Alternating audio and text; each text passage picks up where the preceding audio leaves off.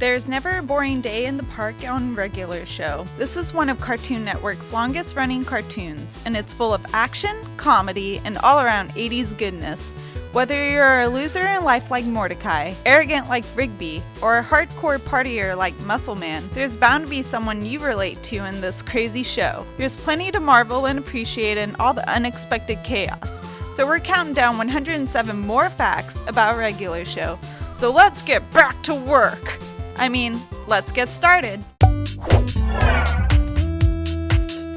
Fact number 1. Creator J.G. Quintel started his career at Cartoon Network as an unpaid intern. He made photocopies and worked his way to the top. Never give up on your dreams. Number 2. Quintel was actually rejected from CalArts twice before eventually getting accepted. He got the news the first time while playing catch in his front yard. Saddest game of catch ever. Number 3. Quintel does admit that being in art school allows students to express themselves creatively as much as possible. While working on his final senior film, he already had a job at Cartoon Network and was getting a sense of how much superiors change people's work. He appreciated that, but saw it as motivation to go as goofy as possible for his final student film, 2 in the AM PM. It only took 3 hours to write the film. Number 4. But it's not that easy being an art student. Quintel admits that he voiced a lot of his own stuff during school because he was limited in terms of who could help him. Fact number 5. Thankfully, Sam Marin, the voice of Pops, Muscle Man, and Benson, was Quintel's hero during CalArts. Quintel and Marin were in the same grade, which led to Marin helping out Quintel on a lot of his projects. He even woke up at 4 a.m. at times to record lines for Quintel, the truest of homies. Number 6. The catchphrases "whoa," "yeah," and were all tags J.G. Quintel and his friends used in college. Fact number 7. Before working the glamorous life of an intern, Quintel actually had a lot of crummy jobs. He worked at a movie theater and did a lot of cleaning. During one of his shifts, an actual rat fell on his head. Dude, gross. Number 8. Another experience that inspired the show came from Quintel's time working at the movie theater. His 2 managers at the time pranked him by calling the theater and telling him in a creepy voice that someone was watching him in the mall. That ultimately was the inspiration for the episode Prank Callers. Number 9. Mordecai was around before 2 in the AM PM. In his 3rd year of college, Quintel storyboarded an entire film starring Mordecai as he tried to escape the zoo while being chased by zookeepers on a golf cart. But this was scrapped because it was quote-unquote too complicated. There was no way a studio could finish it. Number 10. Quintel created a game that helped the writers and himself think of episode ideas. The concept is that writers put a bunch of titles for an episode in a jar, they pull out the random title, and then work on story ideas based on the selection. To win this game, the winner has to be both funny and quick. Each writer basically has 2 minutes to write up story ideas, and whichever idea gets the most laughs in the writing room ultimately gets turned into an episode. Number 11. Quintel adopted this idea from an exercise at CalArts. One of his words was lollipop, and that eventually led to the short which featured Pops. Number 12. The very first pitch for Regular Show was a drawing on an oversized post-it. The drawing was of Mordecai, Rigby, and Pops running around together. He asked the crew if he could create a storyboard, otherwise the whole thing wasn't going to make any sense. Yeah, no kidding. Number 13. J.G. Quintel made his original pitch for Regular Show to Craig McCracken, creator of the Powerpuff Girls, Imposter's Home for Imaginary Friends, and Rob Renzetti, who created My Life as a Teenage Robot and director on Dexter's Laboratory. Number 14. Quintel is a strong believer in the power of the post-it note. He suggests that it's the quickest way to see if something is working well. If you can get someone to laugh with one drawing, then you're obviously doing something right. Obviously. Good show!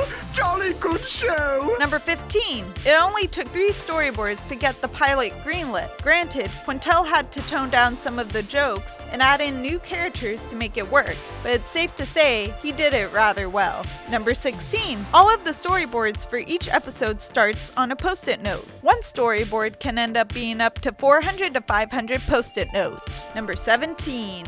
The show creates storyboards for each episode far ahead of their air date. By the time the 9th episode of Season 7 aired, the storyboards for the rest of the season plus 10 episodes of Season 8 were already completed. Number 18. While developing the early pitch ideas for the show, art director Paula Spence admits she was worried that designs might have been too simple.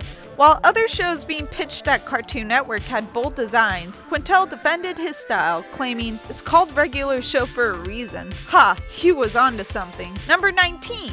The show is meant to reflect the real world itself. A lot of the designs are based off of regular objects. The kitchen is based off of Spence's actual kitchen, and the chair Pops wants to get rid of in the pilot is actually Quintel's chair in real life. Number 20. A lot of the writing takes place in what is called the marble room. As one would guess, the room's windows are covered in marbles. It's basically any marble lover's dream room. Number 21. Two of the biggest inspirations for Quintel, The Simpsons and Rocko's Modern Life. He's admitted that these two shows inspired him to always want to make a cartoon, which led to him making flipbooks throughout college that slowly turned into short animated films. Number 22. In terms of the visual inspiration for the show, Quintel cites that The Mighty Boosh, Ren and Stimpy, and other darker comedies are what made the show come to be. Number 23. The regular show team prefers the traditional tools of pencils and paper to modern drawing tablets. Number 24. J.G. Quintel recruited storyboard writer Calvin Wong and storyboard revisionist Helen Zhou after finding their mini comics at the Sparkplug comic books table at San Diego Comic-Con in 2009. Number 25. Quintel was drawn to indie comics because they're usually drawn and written by the same person. Since regular show is a storyboard-driven show, he wanted people who were the total package. Number 26. Quintel says he doesn't remember the name of Calvin Wong's comic, but he does remember it had a little bird playing the guitar on it. I wonder if that might have swayed his opinion in some way.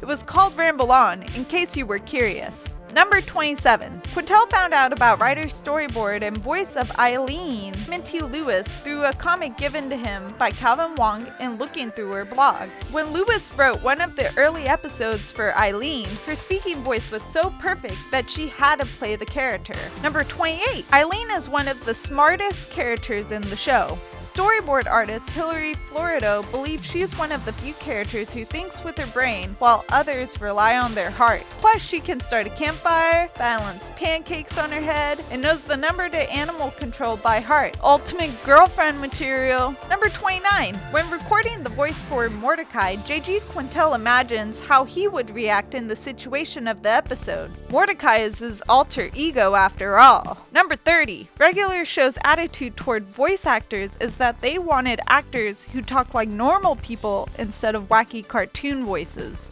Number 31. The show itself doesn't actually have any sort of theme song, just one note from a synthesizer. Quintel admits that Cartoon Network gave them a specific time frame reserved for a theme song. Since it was so short, Quintel wanted to make something simple that just showed the credits and started the episode. No theme song needed. Number 32. Regular show tends to put licensed songs into their animatics, and the executives try to get permission to use those specific songs for the episode.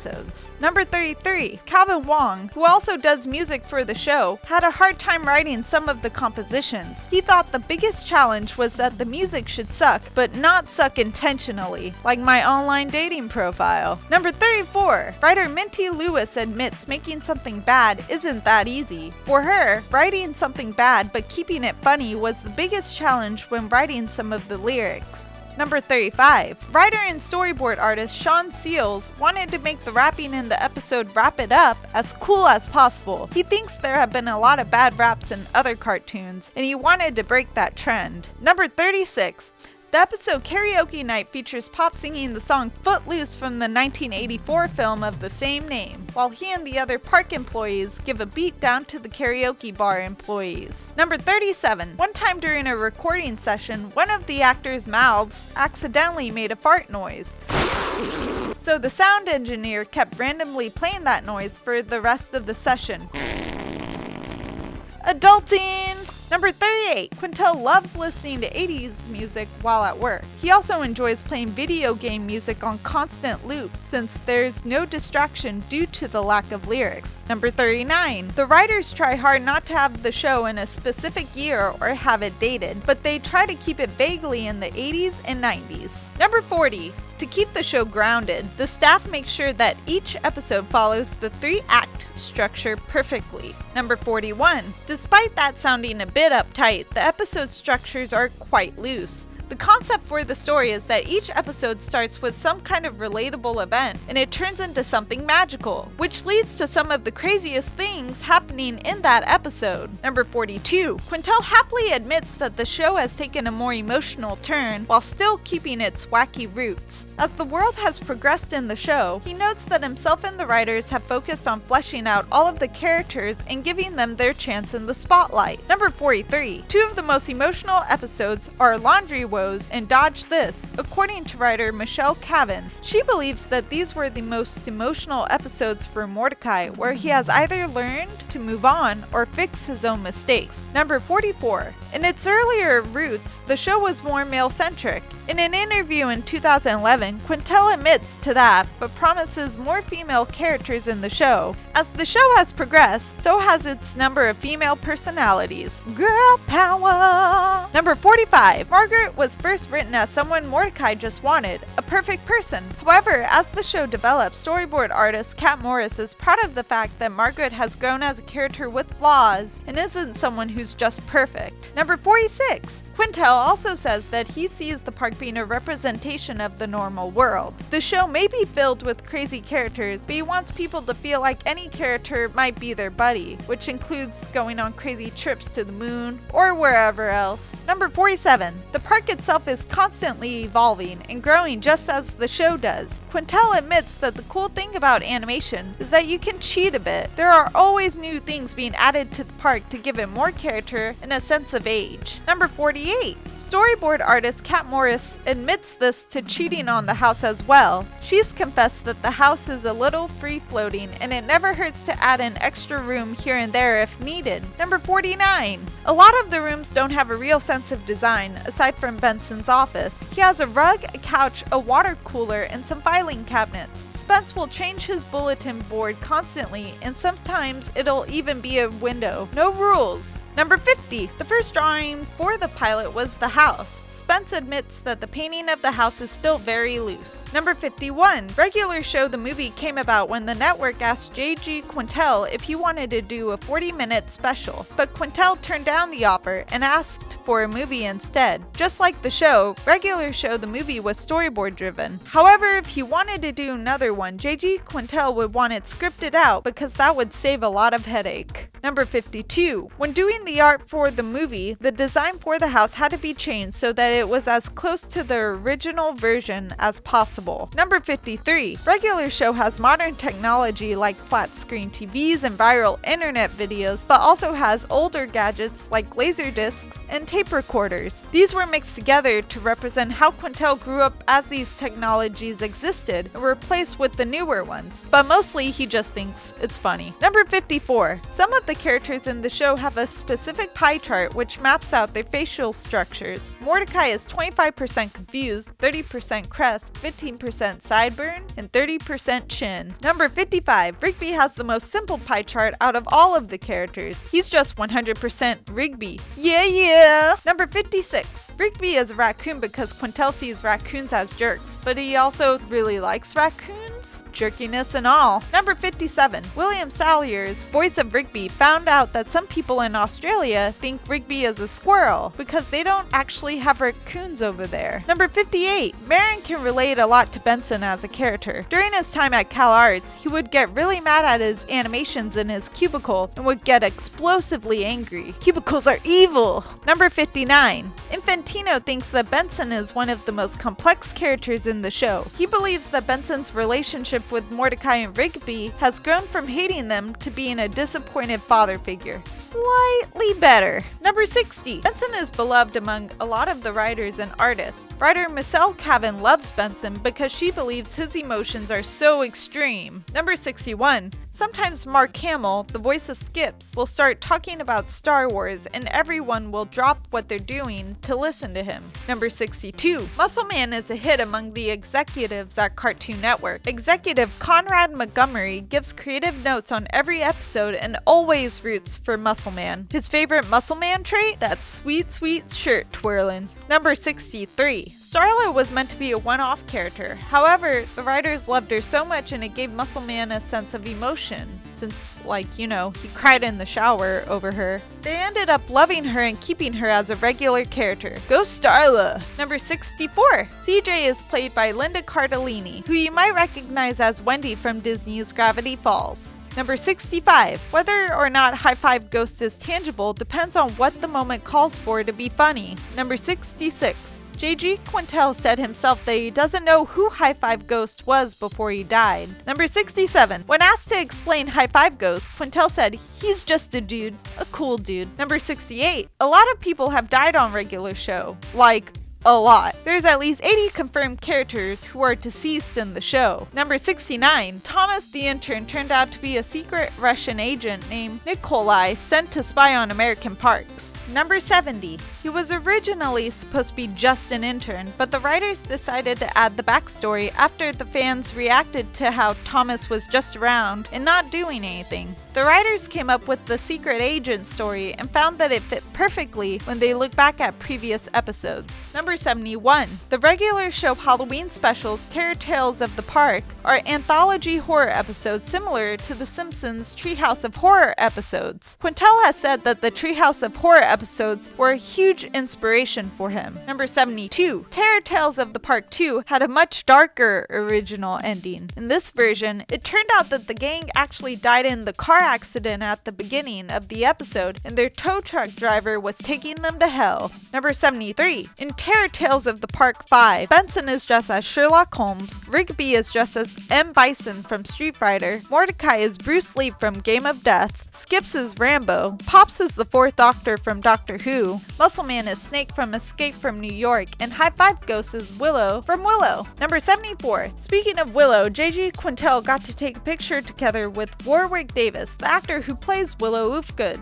Number 75. Quintel says that he likes writing the Terror Tales of the Park episodes because the team can really go all out, and if they write themselves into a corner, they can just kill the characters. Number 76. Regular show is littered with nerdy references, one of them being the form of video games. In the episode Rage Against the TV, it's shown that Rigby and Mordecai are playing a game that pays special homage to the classic Double Dragon. The main characters even have red and blue pants. Number 77. In the episode Video Game Wizards, the show parodies the infamous Power Glove made by Nintendo. The slogan for the glove is that it's so bad. In this case, bad being good. Fortunately, the real-world Power Glove was just bad. Fact number 78. Mordecai and Rigby definitely have a system of choice when it comes to all of their video gaming needs. It is the Sega Master System. It may not be called by its actual name in the show, but it's uncanny how similar it looks to the actual Master System itself. Number 79. In an interview with Destructoid, Quintel admits to how special video games are to him. He grew up on video games and the first console was, surprisingly enough, the Sega Master System. Number 80. If Mordecai and Rigby were real, their favorite game would be Toe Jam and Earl, which they would play together, of course. Number 81. In the episode But I Have a Receipt, Mordecai and Rigby purchased the hot new board game, The Realm of Darthan. With the way the game is played, down to its extremely confusing and complex rules, it plays a strong homage to the classic Dungeons & Dragons board game. Number 82. Regular show also parodies content that isn't necessarily kid-friendly at times. In the episode Gravesites, Mordecai and Rigby rent out a movie to play at the park cemetery. That movie? Zombocalypse 3D Director's Cut, which the main character is a homage to everyone's favorite demon hunter, Ash from the Evil Dead series. The movie even takes place in a cabin. Number 83. A lot of the references used in the show are not always intentional. While on a panel at WonderCon in 2012, Quintel admits that sometimes they add references to the show to make characters cooler. He specifically cites the unicorns who wore the Clockwork Orange outfits. Biddy well, fans. Number 84. In the episode Lunch Break, there's a reference to Twin Peaks. Mordecai and Rigby end up going through a handful of portals and end up in a room with red curtains and a zigzag pattern on the floor, which is a subtle nod to the classic serial drama. Number 85. While most TV shows make their own version of the Happy Birthday song to avoid copyright problems, Regular Show licensed it for their episode Happy Birthday Song Contest, in which Mordecai and Rigby made up their own brand new birthday song and defeated the old iconic one. Number 86. While Benson plays drums, his voice actor Sam Marin plays saxophone. What a musical match. Number 87. In the episode Hello China, Rigby's classmate in China, Apple, was played by rapper and comedian Aquafina. Fact 88. Donald Glover, aka Childish Gambino, appears in the episode Wrap It Up. J.G. Quintel expressed interest in having him back, but that's kind of difficult considering that Glover's character exploded at the end of the episode. Darn.